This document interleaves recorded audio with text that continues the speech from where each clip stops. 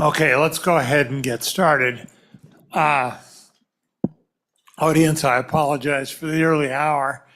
The majority leader is bringing us in at 9 o'clock, I think in an effort to enable the members from the far corners of the state to get home this weekend, get us out early.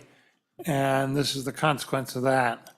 We haven't completed the public testimony. And we need, this is an important bill, we need to act on it today because it does have an appropriation in it. So it'll have to go to the Appropriations Committee and we can't leave that to the very deadline. I don't want to lose a bill like this over mechanical problems of just not getting through the process in a timely fashion. That's the trouble with the budget session. Things move fast and short. We have not completed the public testimony. Do we have anybody online? Mr. Chairman, you had a few people signed up. It looks like there are a couple ready to go. Okay, we're gonna go to the audience first, but remind me, we've got to do those online. And audience, we're gonna try to go about 7:45 or thereabouts to close the public testimony and work the bill, because I know there's some amendments that have been prepared. So I want to lead off State Department of Education. Do you want to add anything to what was said the other day?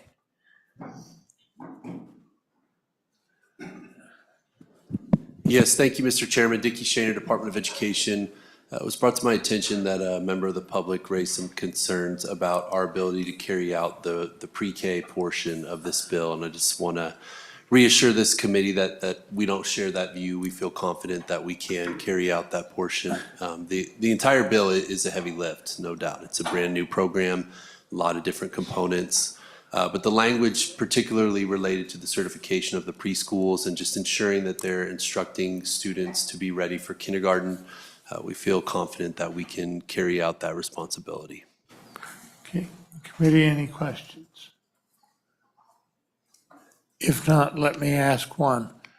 The specific commentary, as I recall it, and I will confess my memory is less than perfect, but it included a warning that if we don't get things like the curriculum right and put the right requirements in there, we'll wind up paying for essentially a glorified daycare that doesn't lead to progress on the key metric of teaching kids how to read better. You have any comments on what you'd do to prevent that kind of problem? Yeah, thank you, Mr. Chairman. We would lean on people around the state, preschool teachers and kindergarten teachers, to ensure that our certification process included the right sort of kindergarten readiness curriculum and other things that need to be in a preschool to ensure the students are ready for kindergarten. Can I follow up? Senator Ruffin, yes. Thanks, Mr. Chairman. Mr. Shaner, on that point, I was thinking of specifically saying that where it says for pre-kindergarten, ensure ESA students at a minimum receive instruction necessary for preparation to enter kindergarten. I was contemplating improving that so that it would say receive high-quality early childhood education necessary for preparation to enter kindergarten. Is that consistent with your interests and the superintendent's interests? Mr. Chairman, through you, Senator Rothfuss, I think it would be. Thanks. Okay. Okay, thank you very much. Anybody here that hasn't testified once already? Yes, sir. And I do ask you to be reasonably brief. Thank you, Mr. Chairman, members of the committee. My name is Mike Lehman, representing the Catholic Diocese of Cheyenne. I've had a few conversations about this bill, and one underrepresented part of the discussion has to do with the recent change in the landscape brought in the U.S. Supreme Court decision Espinoza versus Montana. Basically, the majority decision which was authored by Justice Roberts, said that if the state was going to provide funds for private education, it could not then prevent taxpayer dollars from going to religious schools who are providing the same service for the sole reason that that school happened to be religious. That, in fact, would be religious discrimination. That being said, I think it's altogether reasonable that the state can define the minimum service it's seeking to be provided using those dollars, provided that it applies the same standard to all providers. And that's probably the reason I don't anticipate sleeping much moving forward after this, but that's okay. It's also reasonable that the taxpayer should have some feedback as to whether or not his or her tax dollars are being spent are resulting in the service actually being provided. I think about how this applies across the board in all the work our legislature does. And I we'll compare it to one other area. I see a similar situation when it comes to how the state funds healthcare. I've been somewhat critical of when medical providers who come to certain committees and they say that our electeds should stay out of the doctor-patient relationship and that the legislature has no business defining the service of healthcare. But we realize that our electeds are tasked with appropriating tax dollars to various institutions for the service of providing healthcare. And I always say, usually to myself, that they can't have it both ways. They can't have an open hand for public funds while telling our elected representatives that they have no say. They can't have it both ways there, and we don't ever want to be perceived that we're trying to have it both ways in this particular situation either. So we like that the bill includes minimum of reading, writing, mathematics, civics, history, literature, and science. We like that it requires either a statewide assessment or a nationally normed achievement exam. And I am completely sympathetic to those who have concerns about strings being attached to the state. But I think that's balanced against the fact that that means test actually allows young families who would not otherwise have options for school choice. And given the option, I guess, between strings attached to the state or strings attached to the federal government, I would prefer strings attached to the state, as I believe the chances of resisting intentionally designed, problematic, expanded definitions of the minimum service provided greatly decreases the further one gets away from Wyoming. And with that, Mr. Chairman, I would stand for any questions.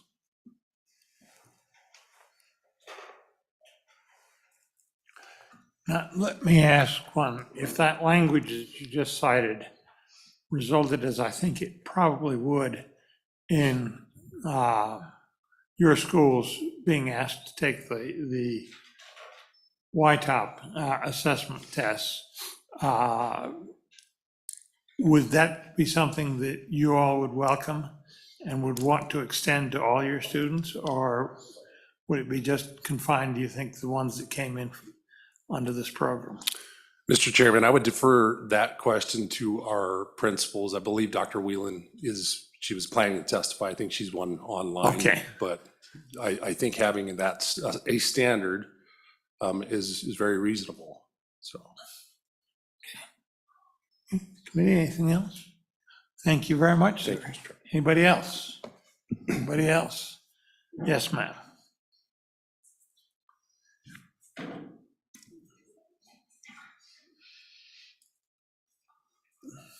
Good morning, Chairman and committee members. I want to first begin by extending my gratitude to each of you for the countless hours you've all spent over the last year working on this bill and on this topic. I'd also like to thank Representative Clouston for sponsoring House Bill 166. Education is always a contentious topic because, yes, I just about to. My name is Caitlin Lee, and I'm the Director of Policy and Implementation for EdChoice. I'm here today to speak on HB 166, but not in support or against it. I'd like to spend my time here today rebutting some of the information that was shared with you over the last week, specifically on Monday, regarding education savings accounts, and provide you with some local and national perspective. I also come to you as a mother of 6-year-old twins who attend a public school and a former public school teacher. I've been in the trenches, and those experiences have what led me to fighting for school choices for all families. I have firsthand knowledge of students falling through the cracks because our traditional system was failing them. And as a teacher with anywhere from 20 to 38 kids in my classroom, there was no way for me to reach every single one of those kids on their varying levels of academic needs. The mission at EdChoice is to advance educational freedom and choice for all as a pathway to successful lives and a stronger society. And that's what we're all here for today. The opportunity to expand educational freedom and choice for all of Wyoming's families. With this in mind, I'd like to encourage the removal of means testing within the program and instead replace it with a prioritization that puts low-income families first. Additionally, I'd like to please urge you to carefully consider any additional regulations and restrictions placed on a program. While rules are needed to guide implementation and navigate a successful program, history has shown that the greater government interference, the greater challenges for a program, and the harder it is for families to participate. These include things like mandatory testing without options for various assessments and strengthening and strong reporting requirements on the families. It may come as a shock, but I'd like to first say that I agree with the statements made earlier in the week by the WEA regarding the inclusion of pre-kindergarten in the program. While I understand there's an extensive support in the legislature and throughout the state for assistance with early childhood needs, the purpose of pre-K programs is greatly different from traditional goals in the K-12 environment. North Carolina State College Assistant Professor and PhD Professor Michael Little has spent decades researching and tracking the short and long-term outcomes of pre-K, which emphasize the importance of he emphasizes the strong alignment between pre-K and K-12 system with a strong advocate for quality pre-K, but also for K-12 to be in the same location as kindergarten for it to have any success. The one thing I'd like to caution there is something known as pre-K fallout, and there are many pitfalls with that.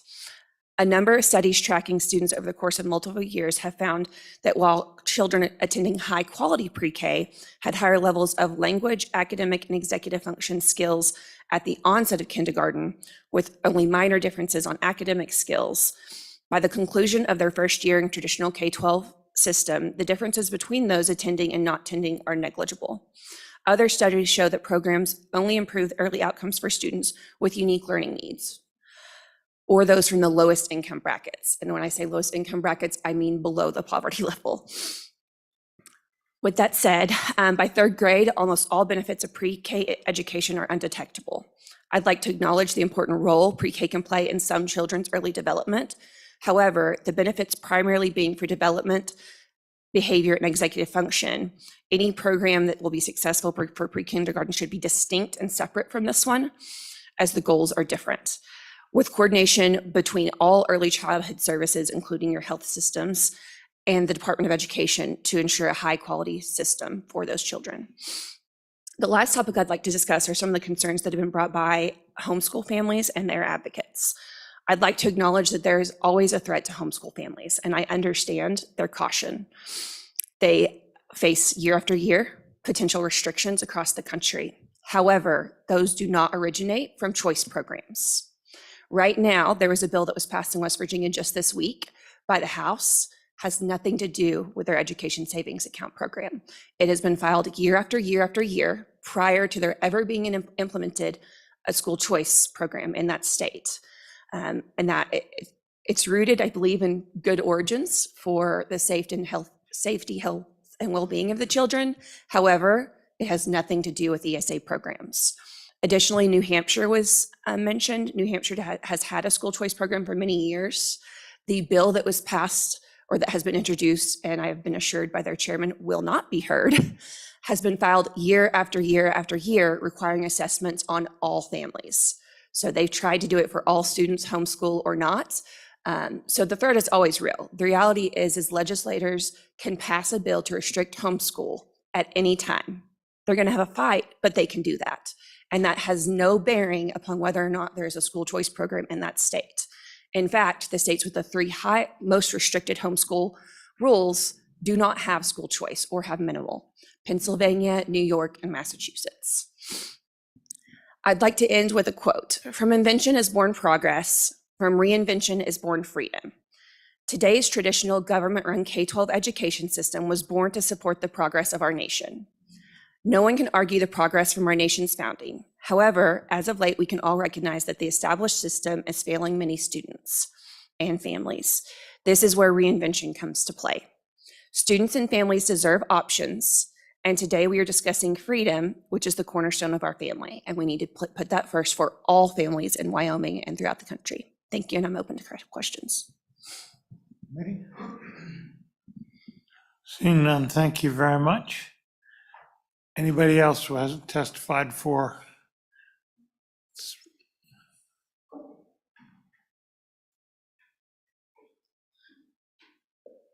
Okay, state your name and proceed, and do try to speak in the microphone. This room is notoriously poor. Absolutely, Mr. Chairman, thank you.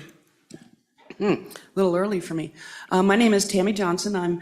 I'm here before you as a citizen of the state of Wyoming and a former teacher, a former employee of the Department of Education, where I worked on the assessments, the standards, and all the things that touch the classroom firsthand. And now a person who advocates for working families in the state.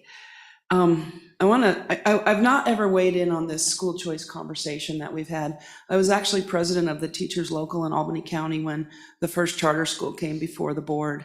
And I was on the committee that rejected that school at first because it wasn't designed well. It wasn't designed with kids in mind. It was designed with a lot of bias, and it was designed in a way that wasn't going to suit the public or the community. So they went back to the drawing board and the next year came back with a suitable plan. So this has been a long haul for me in this conversation about school choice, but I've not weighed in before you on that topic. And I want to say that there's a fallacy in the whole conversation that our schools don't provide choice, and they do. I was an educator for 16 years at Laramie High School, and the kids that I taught had more choice than a 2-year-old at a smorgasbord. We gave them everything that they wanted. Their parents would come in and talk about what they needed differently, and it was made available to them. Yes, kids fall through the cracks. There's a lot of kids that struggle with the school system. We developed alternative schools. We now develop charter schools. And now we go to this concept of public funding for private schools.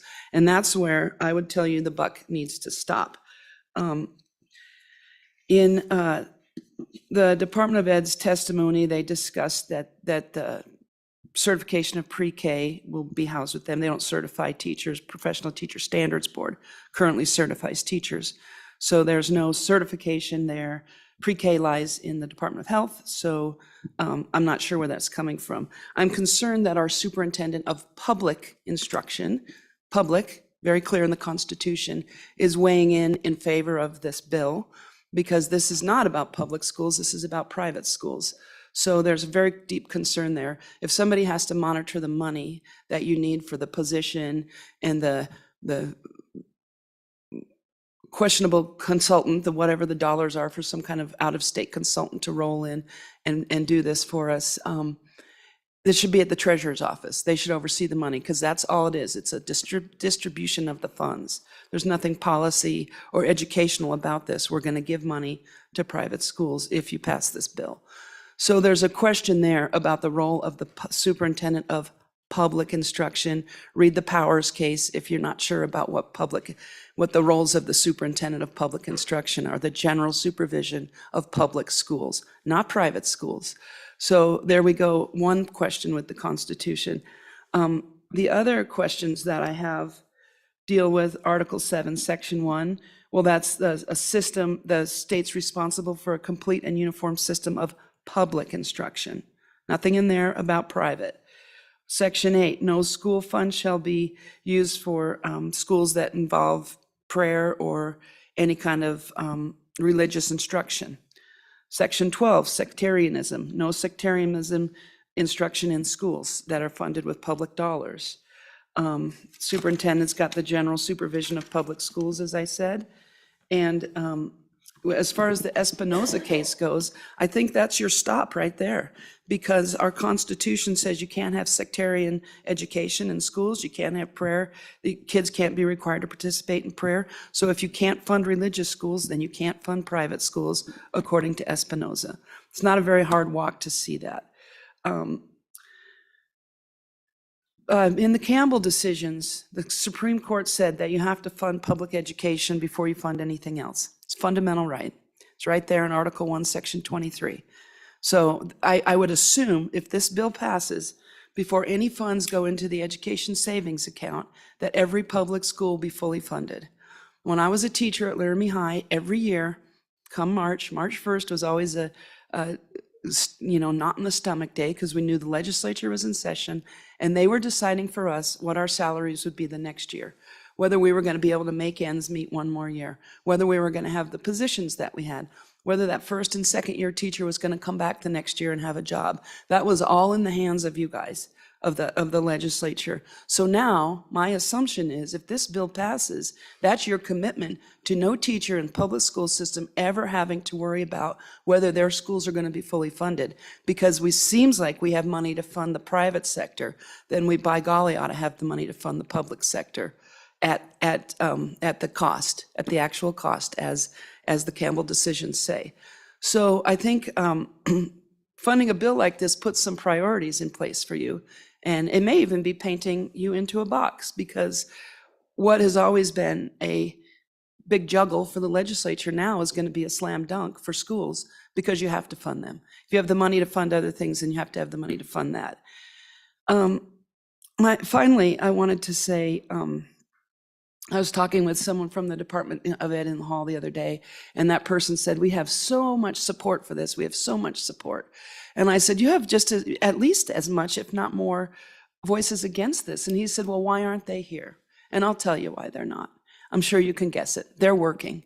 They're working in the schools teaching kids. The parents of those kids are working. They don't have time to come here and testify. When I was teaching, I knew nothing about what was going on at the legislature. I didn't know the ins and outs of the bills you guys were working on. I was busy grading papers, teaching kids, adjusting lesson plans, taking care of my own kids, and then getting up the next morning and doing it all over again. I don't have time to track and follow legislation. They trust that you will abide by the Constitution and support the Constitution that says public funds for public schools. We don't fund private schools. That's our Constitution.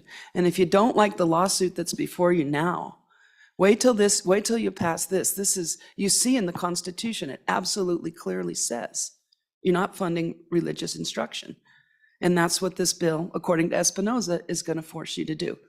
So I know it's far down the road, and I haven't spoken about it before. I, like many people in this state, trust you to support your oath you took to support the Constitution. And when you find a way to weave this snake through the Constitution to see where we can go, oh, general fund, maybe it's not public dollars, maybe we can figure out a way to work around all these provisions in the Constitution, then I think you're eroding the strength of our Constitution. And I think you took an oath to support it, not to erode it. So I take this very seriously. My kids are out of school. They had an excellent education. Every single one of us in this room is probably a product of an excellent public education, whether it was in Wyoming or not. And here we go, trying to undermine the very system that put all of us here where we are, able to be senators, able to be legislators, able to be teachers, able to do the things that we're to do, stay home and educate our own kids. Those things are all products of a very good public school system. And what this bill will do is begin and continue to erode our great public school system. So instead of throwing money at a private endeavor, which will only get bigger, and the handout will only ask for more as we go down this road, as it has with charter schools. We had a great charter school plan, and now it's going to get bigger and bigger. It wasn't good enough. It wasn't quite right. We had a system to allow homeschool kids to come into the public schools and get partial education, participate in sports, all those things. Not quite good enough. Now we got to have more. And so this bill will only open those doors for people to ask for more. And when, if you truly are fiscal conservatives, then you'll look at this and say, this isn't the role of public dollars. This isn't the role of the legislature, and it isn't the role of, I know, Senator, you'd like me to wrap up, but everybody else had a long time the other day, so I apologize, but this is my last great stand, I guess.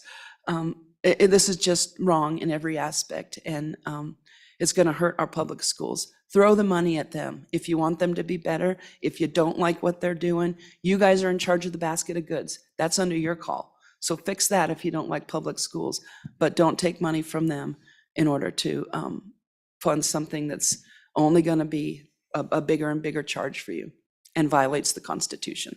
Thank you. Committee? Seeing none, thank you.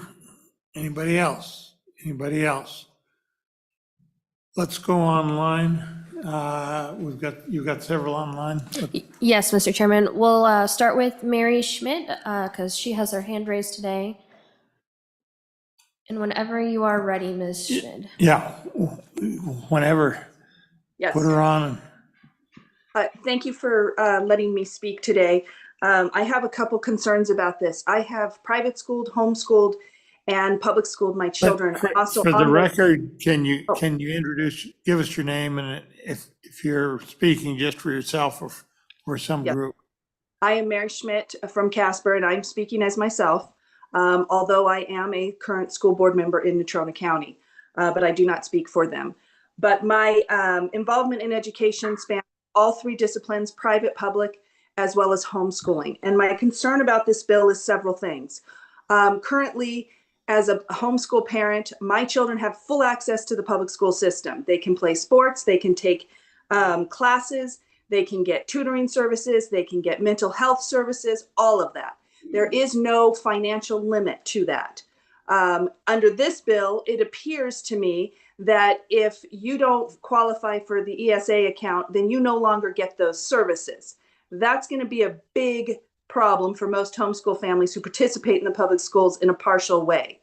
Not to mention private schools. Our local private schools here who don't have sports systems or don't have all the support that the public school has, those children participate in the public school system as well in that regard. Those would no longer be available unless, from the way I read it, they qualify for these ESA accounts.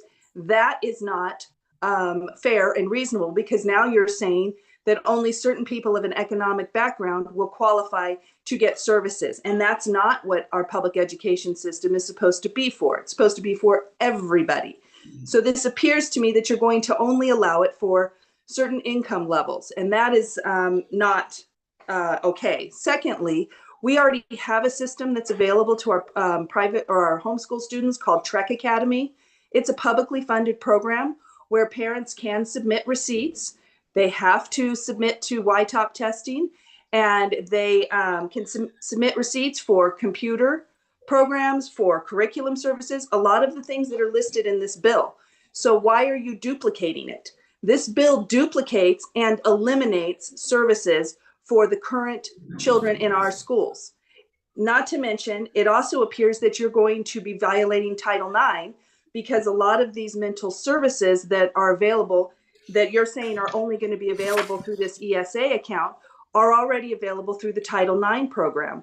And you're saying they can only have 1,000 or 3,000 or 5,000 if they fit in those economic, where we have students in the public school system that are getting hundreds of thousands of dollars of services. So how are you going to justify saying now you only get a small dollar amount because of your economic status, and those that don't fit in it no longer get services at all?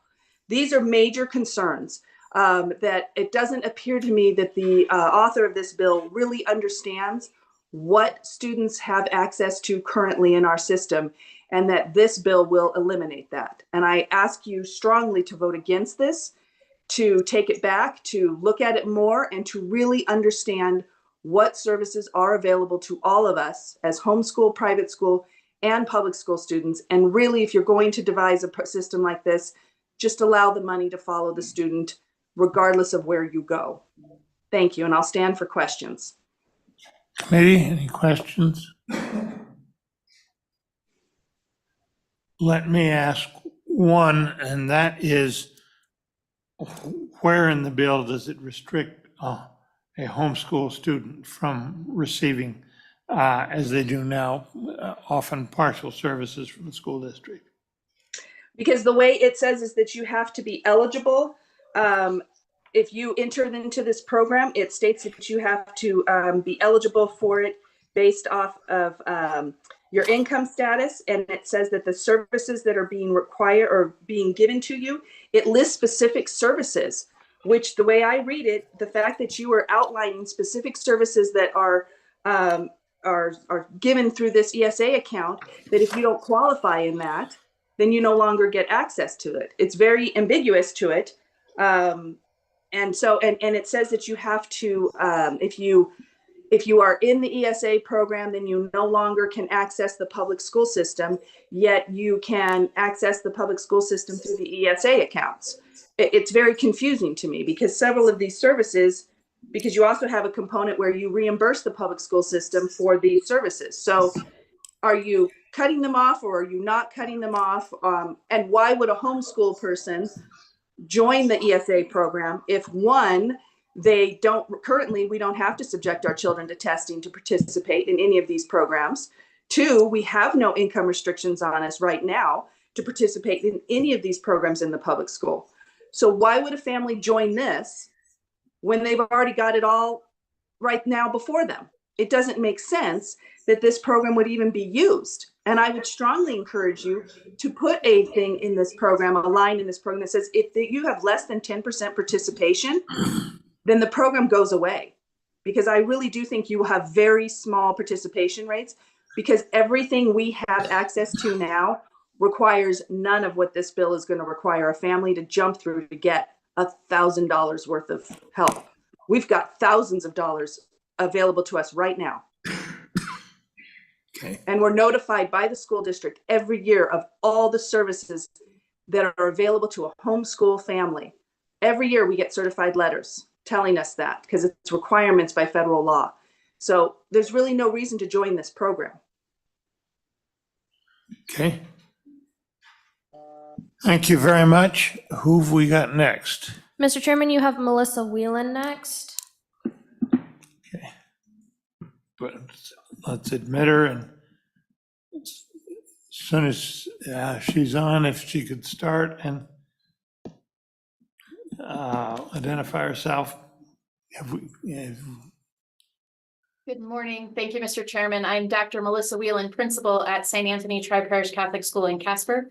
I appreciate the opportunity to speak with you again on the Educational Savings Account Bill, and I appreciate the work of Representative Clouston and Davis and Senators Barlow and Landon in introducing this bill.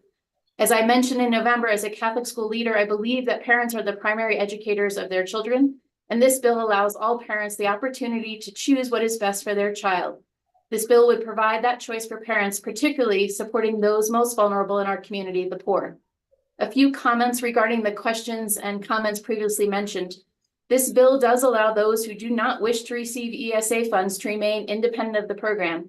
And we, as a Catholic school, have been monitoring the bill to ensure that our religious freedoms are protected before endorsing it. While a means test may seem unfair, it does allow the most vulnerable to be protected, which I would agree with. Funding for those who are at or just above the poverty line will help me provide additional financial assistance for those middle income families who are often unable to receive financial aid to attend our school. It will not cause me to raise tuition at all. It will allow me to provide a quality education to more children. For our pre-kindergarten program, we are governed by the Department of Family Services currently. So we are bound by staff to student ratios. The Department of Family Services governs how that preschool operates for the health and safety of our children, including things like our playground equipment, our classroom furniture, and other areas. Our curriculum is one that prepares our students for their next years at our school. We know it to be successful. The majority of our faculty in our Catholic school are licensed by the state of Wyoming, and we take nationally norm reference tests to assure that the quality of our education meets standards. I appreciate your service to the people of Wyoming, and I respectfully ask that you support this bill, giving families the freedom to choose the best education for their children. And I will stand for any questions. Committee? Any questions? I've got one, and that's the question I asked earlier. If this winds up requiring you to take the YTOP assessment test, is that something you will welcome? To be honest, not initially, we wouldn't really welcome it. I think it's better for us to take a nationally norm reference test because it allows us to see the opportunity, how we do across the nation. If it does become a requirement, it's something that we would have to consider. Several of the Catholic schools in the diocese do take the YTOP. We currently take the MAP assessments for growth, which I prefer because they give us 3 opportunities to see how our students are doing as opposed to one end of the year assessment. So it's something we would have to keep in consideration. So I did appreciate the change in this bill that did allow for the nationally norm reference test and not the state test requirement. Thank you. Okay, thank you very much. Appreciate your testimony. Thank you. Anybody in the audience who hasn't testified? Anybody who did the other day want to say a few more words? We got just a few minutes and then I will cut it off. Mr. Chairman, you do still have 2 more online. Oh, we have 2 more online. Well, Yes, I'll have sir. to go to them first. Alrighty, so Lynn Montoya, whenever you're ready, you want to turn on your mic and camera.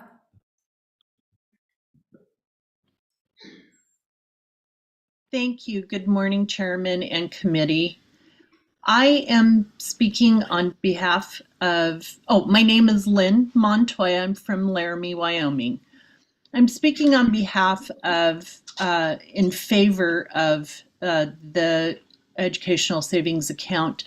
I have 2 grandchildren, 13 and 15, who live in Arizona, and I have seen the incredible benefit that this has had in their lives, in their school education. One of my grandchildren is a very creative, loving, outgoing child who has benefited from an education system that caters to those educational needs. My other grandchild is very smart and wonderful and a terrific kid. And he has been able to get an education that feeds into his needs from a computer and science background. So I think that what we see in those types of programs, like Arizona has, is that our kids are getting the benefit of where they fit in and not trying to fit into a national program. And I think that that is where the benefit comes from is we had a teacher that spoke earlier that said she couldn't address the 28 or 30 kids in the class. She couldn't address every learning style that child has.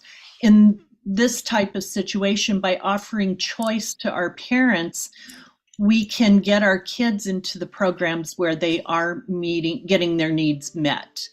I strongly suggest that we continue having that discussion, and I hope that the educational savings account goes forward and our children in our state of Wyoming can benefit from what other students in other states that have this program can benefit from. I thank you for all of your hard work on this and being open to hearing comments and looking at what is best for our children in Wyoming. Thank you. Okay, committee, any questions? Thank you very much. We have One more, Mr. Chairman, Sarah Repshire. Okay.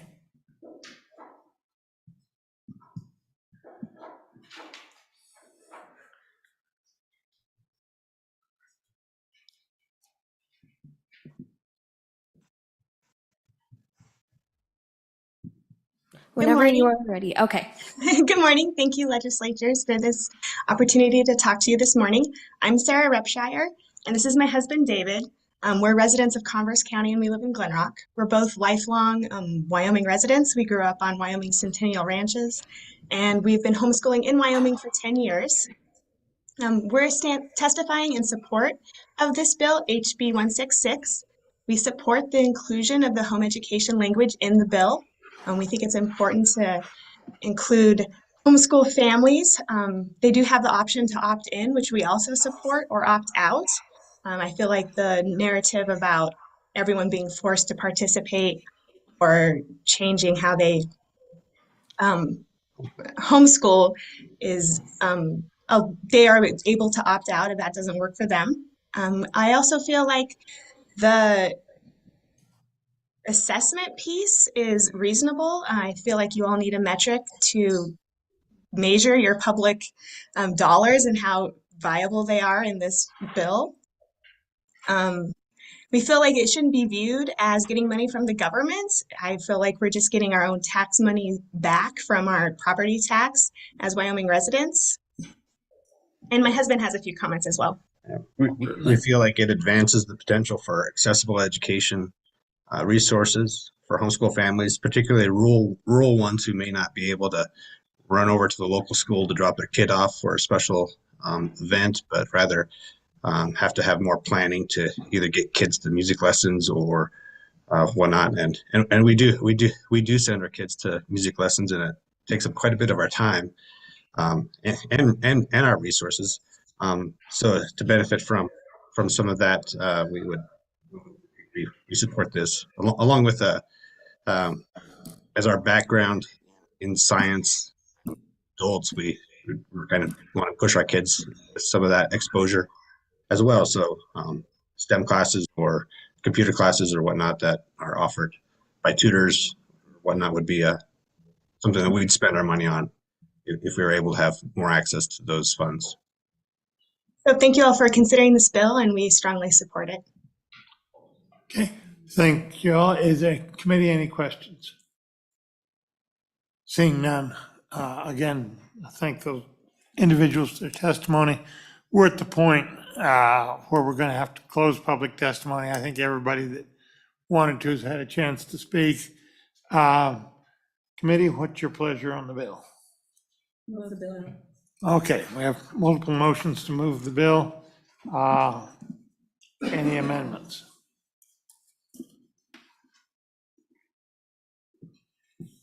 I believe Senator Brennan. Okay. Let's start with the. Okay, we do have one technical correction. It's distributed, has my name on it. It's on page 11. And I don't take any credit for this. The LSO staff found a typo is what it amounts to. On page 11, line 12, it reads now American institution, and with the amendment, it reads American institutions. Fairly clear. So I'll move that. Second. Second, and we don't need seconds in this committee. In discussion, all those in favor say aye. Aye. Opposed, that carried.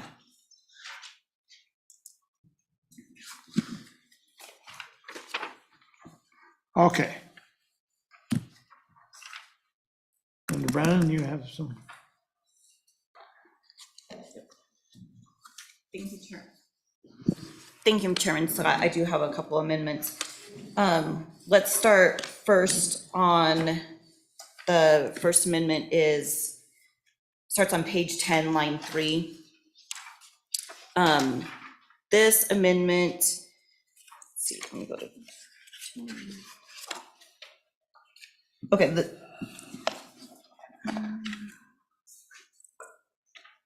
yep, page 10, line 3. So what this amendment would do is there is an amendment in here that requires constitutional teaching, and the way that it was written was just kind of interesting. So what this would basically do is we would delete the paragraph of the amendment that came over from the House on page 11, lines 9 through 17. And then we would insert on page 10 after civics, insert including the studies of the United States Constitution and the Constitution of the State of Wyoming. So what we're really doing is just moving in the bill where we ask for that instruction of the US and Wyoming Constitution. So this would delete the lines that contain the amendment we previously adopted, so we. Yeah, it would. That's fine. That's fine, but that'll mean we don't need to show that First Amendment in the report. Yeah, yes. With this amendment, also on page 10, line 7, delete requires that and insert an ESA student may take the statewide assessment test.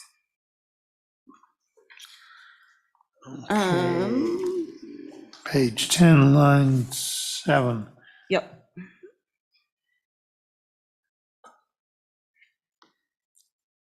Okay. And on this one, we heard testimony that many ESA programs throughout the state have that as an option.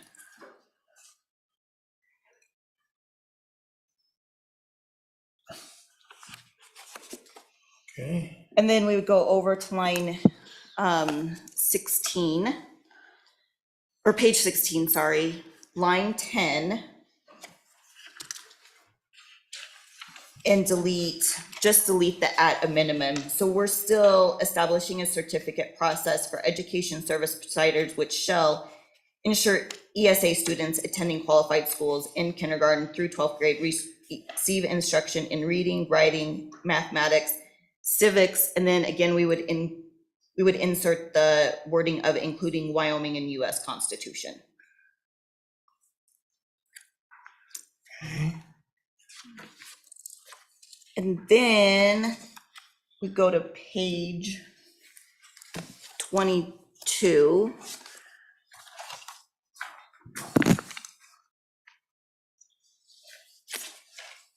Lines 14. And that just changes the, That's just preparing for the next one. yep, preparing through the next thing. And then we're deleting lines 16 through 21. Okay, and the effect of that deletion is?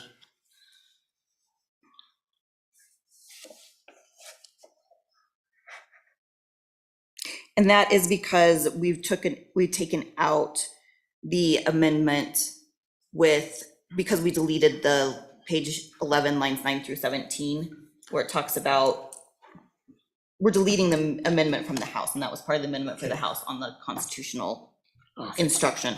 We're not deleting that requirement, we're just moving it. Moving it and And simplifying it. simplifying the language, yes. Okay. Committee discussion on this amendment? Any questions? Senator Office. Thank you, Mr. Chairman. I'd like to separate out lines 5 through 7, which is a different topic from the rest, as a separate amendment, if that would be acceptable. So I ask that it be divided. Lines 5 through 7 deal with testing, the rest deal with the civics issue.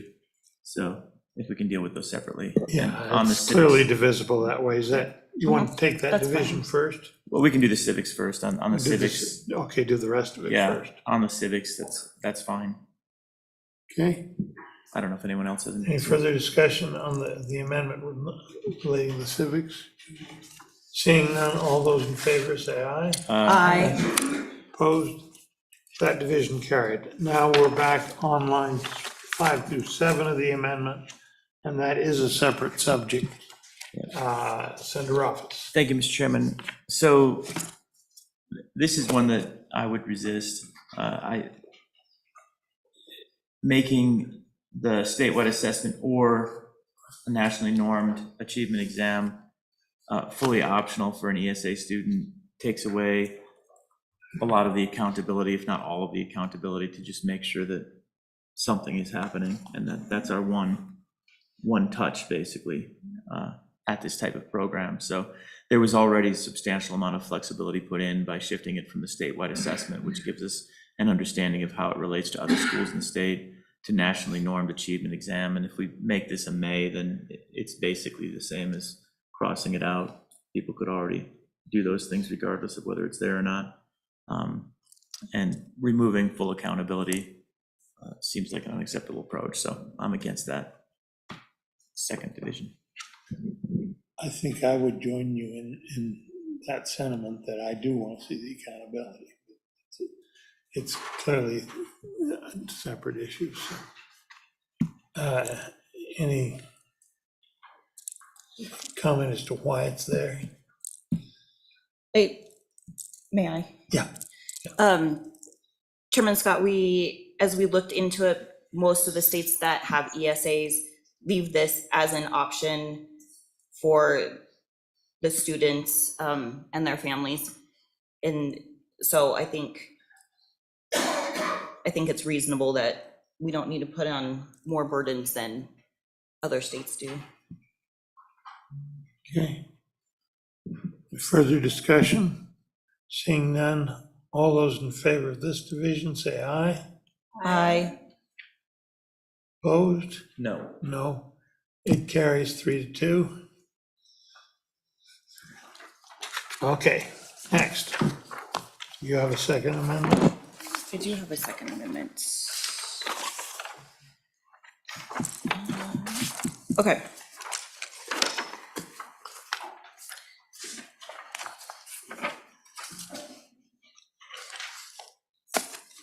All right, the gist of the second amendment is that we take out the pre-kindergarten preschool portion of the bill.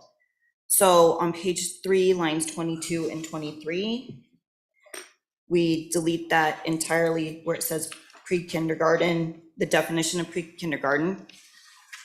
We go, that carries over into page 4, lines 1 and 2. Then on page 4, line 4, we have some renumbering and we strike pre-kindergarten. Then down to page 11, again, we have some renumbering. And then on page 7, lines 2 through 5, we delete that. That is a definition, part of the pre-kindergarten. On page 9, 21 and 22, that's deleted. And then again, there's some renumbering.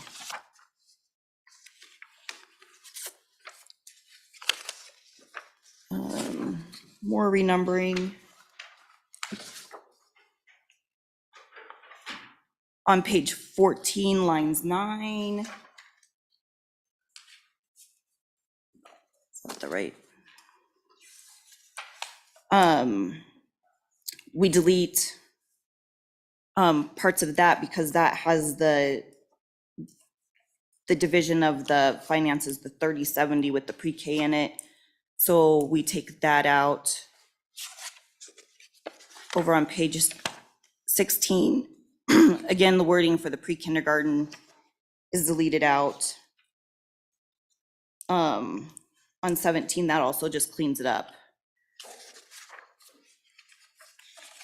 And 21 and 22 is just more cleanup from taking out the pre-K.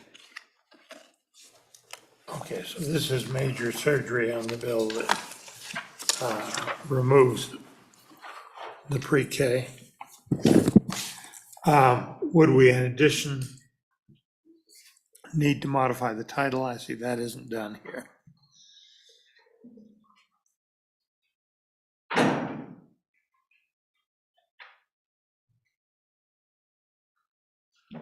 don't think so. No, we do not need to amend the title.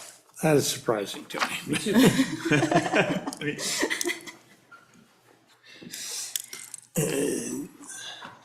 Okay, that's been moved. Any comment? Senator Office.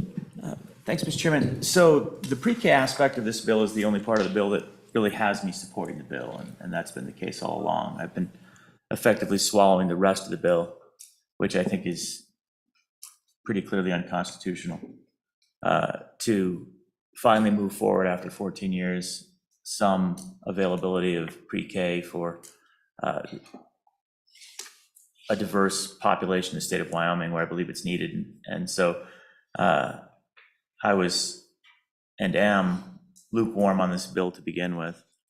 But I'm on it against taking out the pre-K because it really is the only component of the bill that I think is supportable and actually helps education in the state. So for me, this will obviously be whether I'm for or against the bill, this vote right here. And it's certainly a policy decision. I know that there are many others, and I would think that this bill will probably fail overall if the pre-K is taken out. That was a compromise that I think was forged in the House also. So it's certainly a decision, but I don't think the bill survives without it. So I'm on and against. Okay. Anybody else? Let me say that the pre-K was a part of the bill that had me intrigued and I was prepared to be supportive of. But we've had significant testimony here that it really hasn't been thought through yet, and that it is likely to, and I hope WA, I'm not putting words in your mouth, but was running the risk of winding up being just subsidized daycare. And that was reinforced by several others. There were questions about what kind of curriculum we'd be seeking. We didn't really hear from the State Department of Education a clear vision for what the pre-Ks would look like.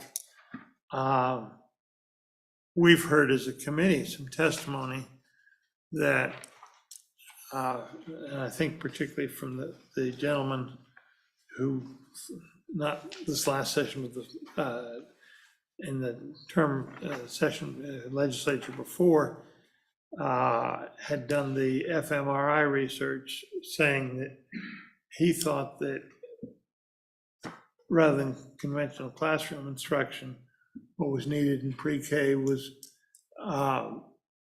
enlarging the student's vocabulary. So those issues are not dealt with as to what the pre-K really ought to do. Everybody says it ought to be high quality, and I'm not sure I agree with high quality means you got to have somebody with the right union card. But it was part of the testimony. But I think there you need to think out what's age appropriate. And I don't see that being done, and maybe I'm wrong, but I'm inclined to support this amendment on the grounds that the pre-K portion is not ready quite for prime time. And if it comes out, I think there's a possibility it would come back in as a pilot program in a compromise with the other body. I could see that as a possibility. So, Senator Ruffus, you had. Yeah, so a couple of things on that. If we left it in, I did have an amendment to suggest that we add that it be a high-quality early childhood educational program, and there's two places that could be amended to ensure that the Department of Education would be working towards that objective. I don't think that would be the end of our work. I would agree on that we might need to continue to analyze it and make sure that it's high quality, but I think we can do that. Second point I would make is that we're holding the pre-K to a standard that we're not holding the rest of the bill to. There's nothing in the rest of the bill that provides any suggestion that any of the education be a high quality education. And in fact, we just changed any accountability for it. So the idea that we have to have a well thought through, vetted, appropriate pre-K in this bill seems to go contrary to the bill itself, which goes quite the opposite direction, which is anything goes. That's sort of the nature of it. Without the accountability, I don't know how we would know whether anything is working or not working through the rest of the bill. And Mr. Chairman, the final point I guess I would say is that from the standpoint of compromise and trying to get something done, it would be better to have a standalone early childhood education bill. And again, the only reason I've supported this is that every time we've had a standalone early childhood education bill in the past, it's failed because it didn't have sufficient support. Same thing with the ESA bills in the past. They haven't had sufficient support. So this little monster was created to try and bring together a couple of communities of support to try to get two concepts across the finish line. And You be careful, we'll assign you to draw a picture of the monster. Actually, I'm going to get AI to draw that picture a little bit later, and I'll send it around. But I do think that while it's a better approach, it struggles politically, which is why we are where we are. So for those reasons, I do think that it's still more appropriate to leave it in and try and keep the good piece of the bill and see if we can move that forward. But again, I understand that that's not always the most popular approach. I'll say, if you simply say high quality, that's in the eye of the beholder and doesn't inform very much. Well, one brief response to that. When we've done this in the past, though, I mean, obviously, the Department of Education would convene a group of early childhood education individuals to take a look at what that high quality would be, and then try and set some standards by rule. So it might not be perfect, but it wouldn't just be haphazard. But again, I would just reiterate, we don't ask for high standard anywhere else in this bill.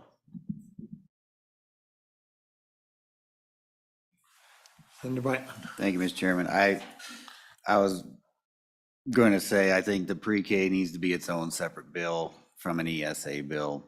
They both need to stand alone and pass or fail based on their own merits.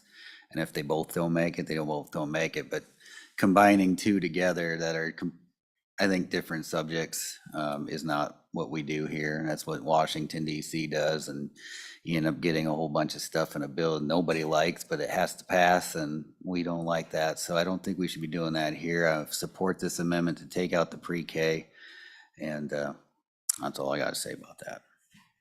Okay. Any further discussion? All those in favor of the amendment, say aye. Aye. Opposed? No. 4 ayes, 1 no. You have a further amendment. I do, Mr. Chairman. Okay. Mr. Chairman, I have one final amendment, and what this does is it takes out the means testing. So if we go to page 4, lines 17 through 22, we're going to take that out entirely. Page 4, it says 19 through 22. Is 17 correct? That's what mine says too. Mr. Chairman, I believe 19 is correct. Oh, 19 is correct, yeah. Sorry, 4 line. I have scribbles on my bill that I can't interpret, I guess. Page Yep, 4. so we would take out lines 19 through 22. We would delete on page 5, excuse me, lines 1 through 15. And then we would insert at the end of line 18, $6,000. So what this essentially does is it takes out the means testing and just makes each student eligible for up to $6,000 for the ESA, which is what we had in the bill last year that we saw. Okay. So you take out entirely, so the sentence would read, the total amount deposited in education savings account for an ESA student shall be $6,000 per year. Per student. Okay. Correct. That tracks grammatically. Makes sense. Okay. Okay, it's that, and that removes the means testing entirely. Entirely, yes. Okay. Mr. Chairman.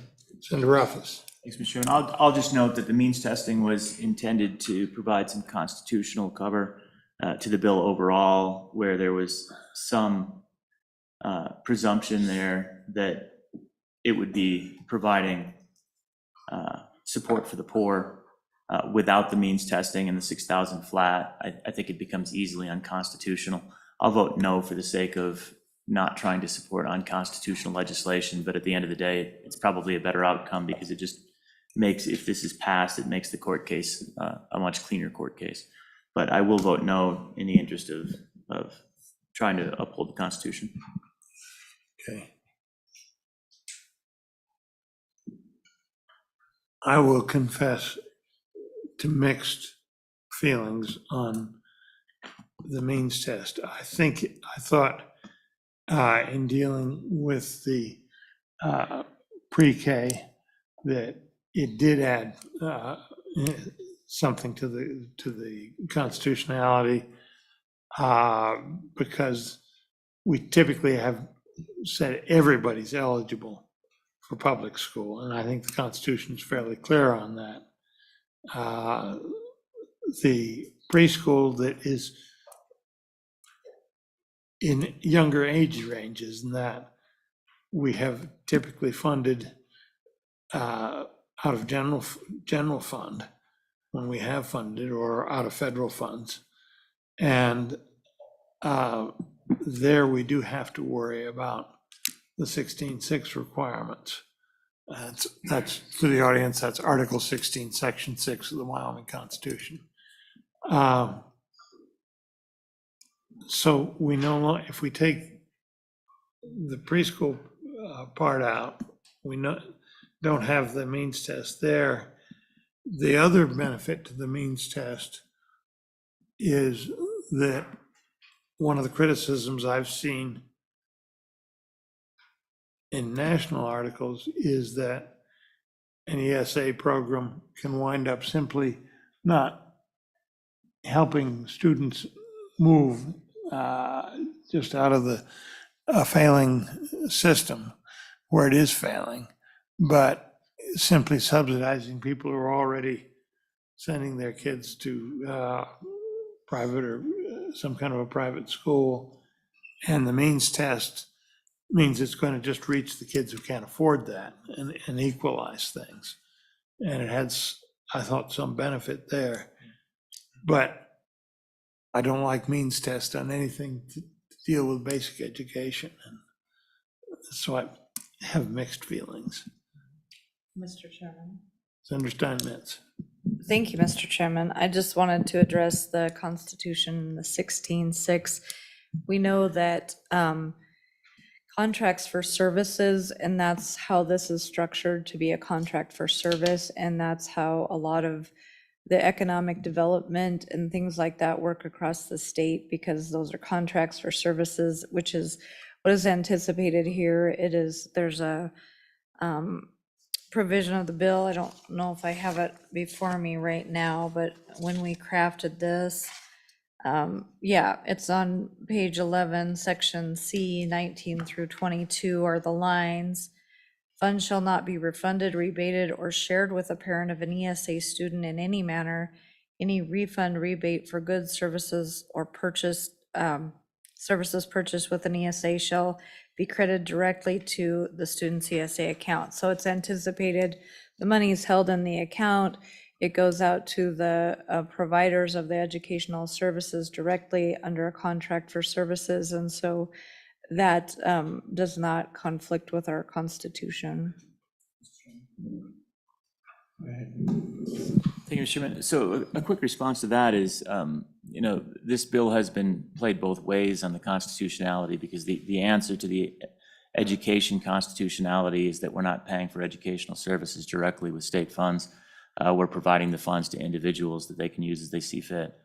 Now, when we're providing funds to individuals as they can use as they see fit, we're not doing that. We're providing educational services to get around 16.6.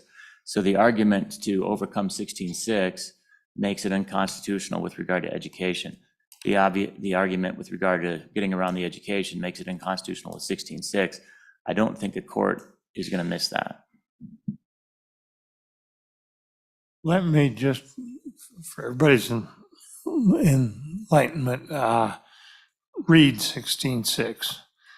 It says, neither the state nor any county, city, township, town, school, district, or other political subdivision shall loan or give its credit to or make donations to or in aid of any individual, association, or corporation except for the necessary support of the poor, nor subscribe to or become owner of capital stock of any association, corporation, except the funds of public employee retirement systems and the permanent funds of the state of Wyoming may be invested in such stock under conditions the legislature prescribes.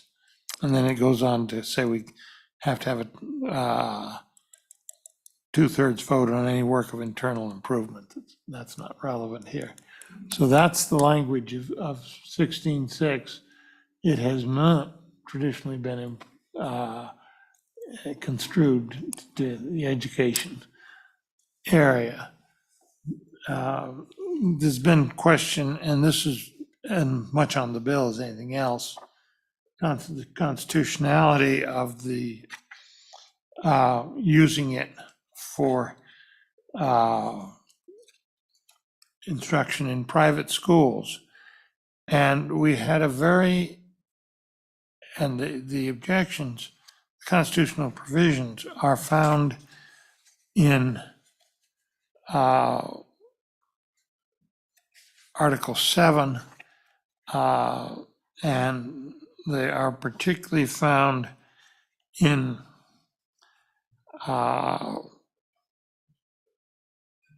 Section 8.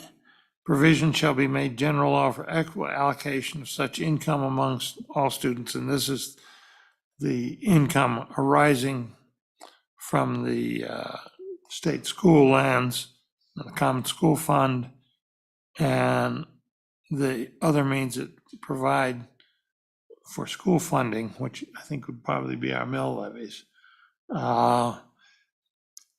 It says no appropriation shall be made from said funds district any year school is not maintained for at least 3 months, nor shall any portion of any public school fund ever be used to support or assist any private school or any school, academy, seminary, college, or other institution of learning controlled by a church, sectarian organization, or religious denomination whatsoever. The U.S. Supreme Court has said that if you fund a private school, you have to be funding a religious one. That's fairly clear. But the question is, what about funding a private school? At the interim committee, not this year, but before, there was a very interesting legal discussion that said, okay, this says you can't use the public school funds for that. But the general fund is not a public school fund, so we could use that. And that's why this appropriation is general fund. Now, I don't think you need the means test on the general fund in this instance, but it does, the specific language in the Constitution in Article 7, Section 8 clearly speaks just to the school funds. And you have other provisions in Article 1 that speak to education. Says the right of citizens to opportunities for education shall have practical recognition. Legislature shall suitably encourage means and agencies calculated to advance sciences and liberal arts. And that doesn't give you that kind of restriction that is present on the school funds. So that's the kind, and I don't know how a court's going to, but that's the argument on this. Now, on the amendment, you're simply taking out the means test. And the argument is that the means test is not needed for constitutional purposes. That's the argument. Okay, and I would support that argument. But the question is, should we take it out? Because it does have some other effects. So, any further discussion? Okay, all those in favor say aye. Aye. Opposed? No. No. So that was 3 ayes, 2 noes. Okay, any further amendments? Any further amendments? We're back on the bill. Now, understand everybody, we take it out. we'll see whether the Senate as a whole agrees, because they have to pass the amendment. And then it is, clearly it was in the bill to start with. So if the House feels strongly, there is considerable opportunity to compromise this. So the issue is not, this committee's decision on that issue is not definitive. It's our recommendation to the full Senate. We'll see what happens.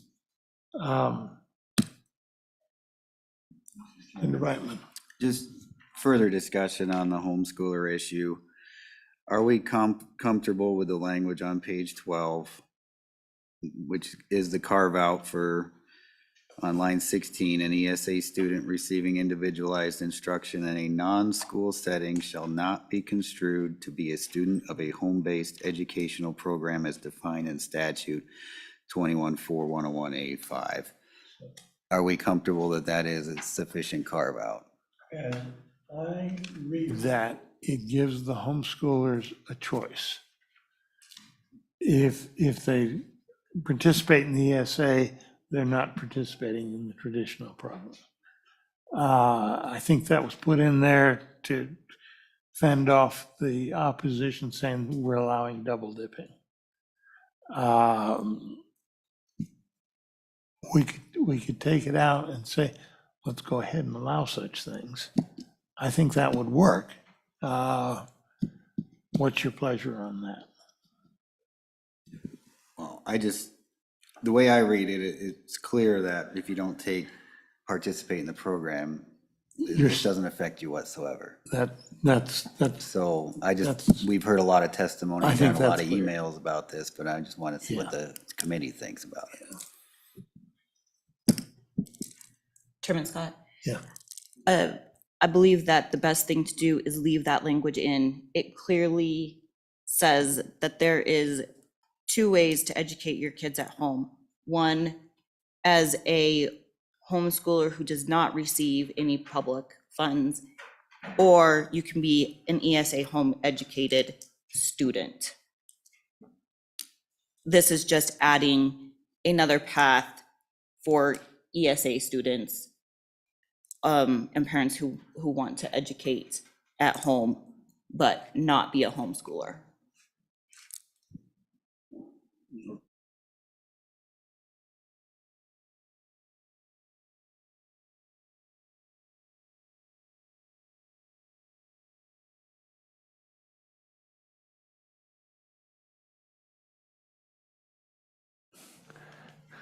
Should be on now, Mr. Chairman. Okay.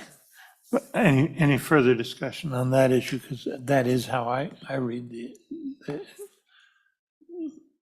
are we content with that language? Yes. Okay. Anything else further on the bill? Any further on the bill? Seeing none, will you call the roll, please? Mr. Chairman, on House Bill 166 engrossed As amended. as amended, do pass. Senator Brightman. Aye. Senator Brennan. Aye. Senator Rothfuss. No. Senator Steinmetz. Aye. Chairman Scott. Aye. 4 aye, 1 no. I will, if the committee will indulge me, take this opportunity to just explain my vote a little bit.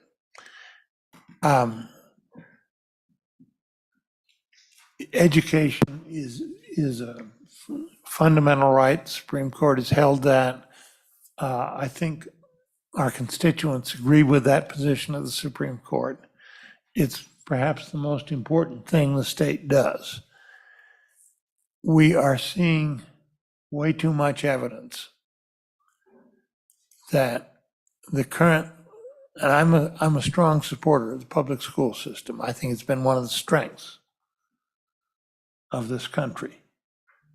But we're seeing way too much evidence that the public school system is failing too many kids.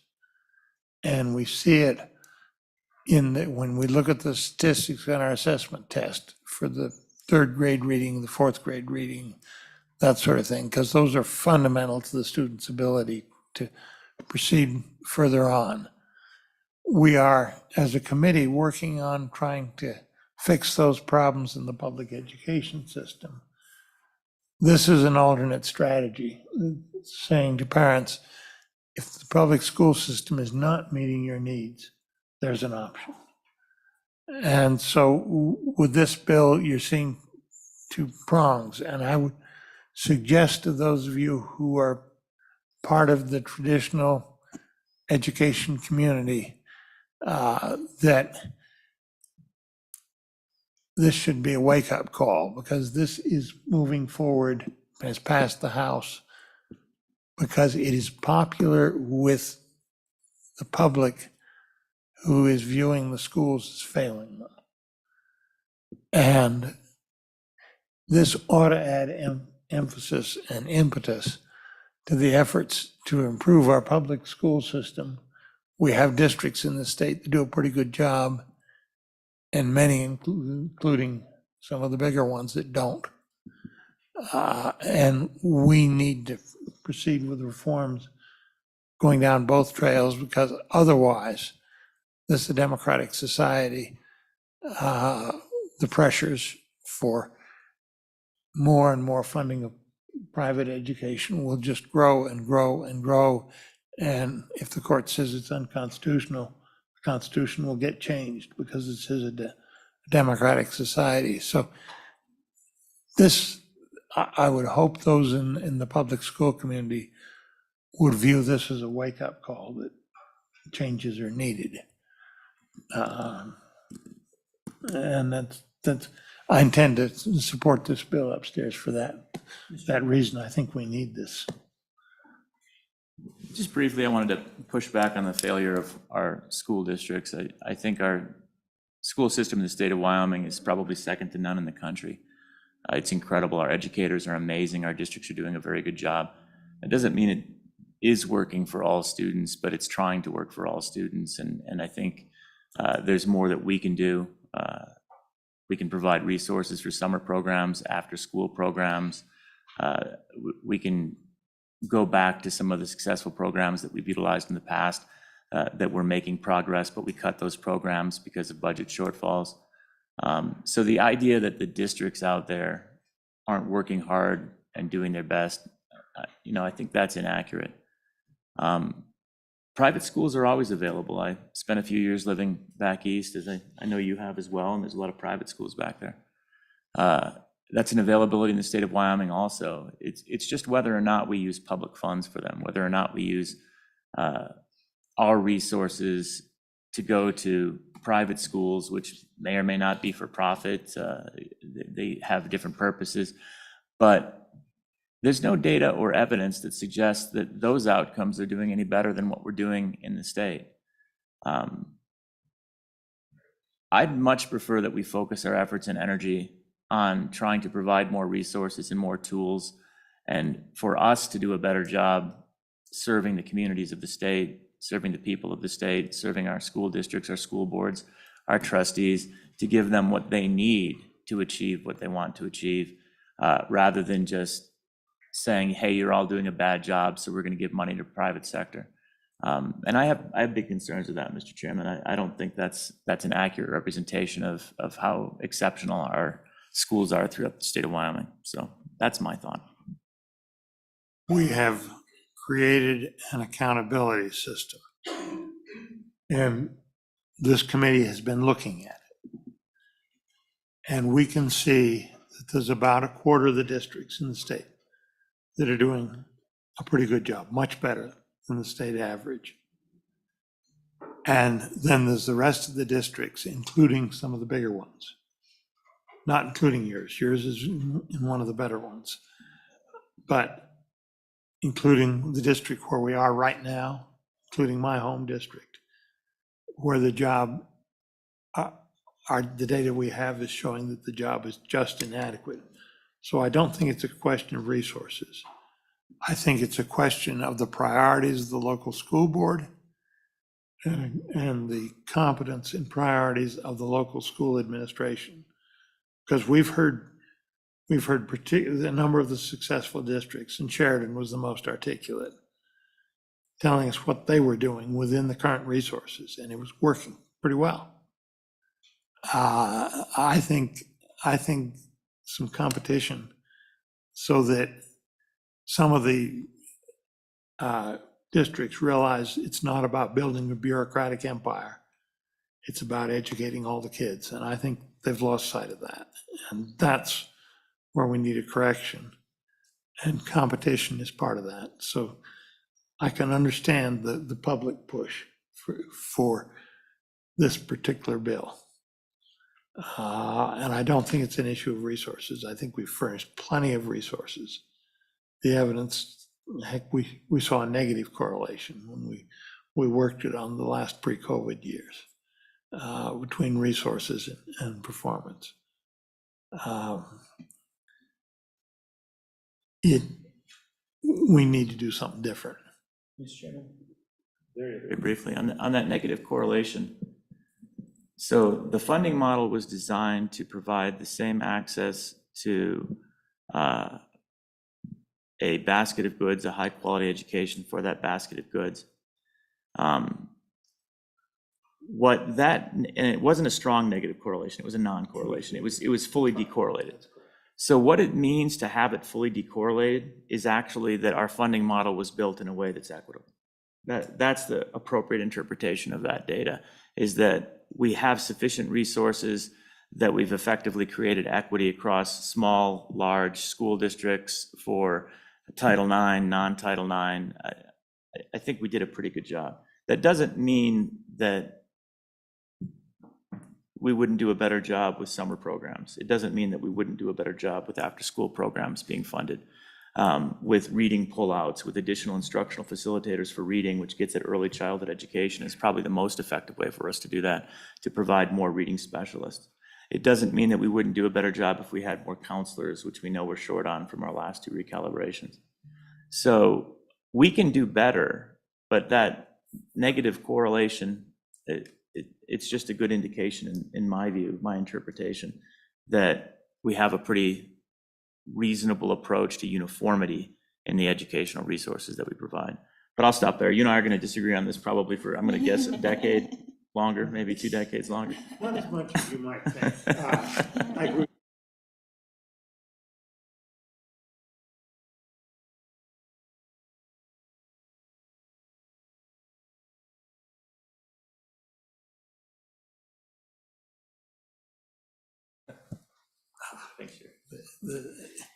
It's an unfortunate way this system works. Thank you. Committee, we're going to have to meet. What's the schedule now on meeting with the other House Committee on interim?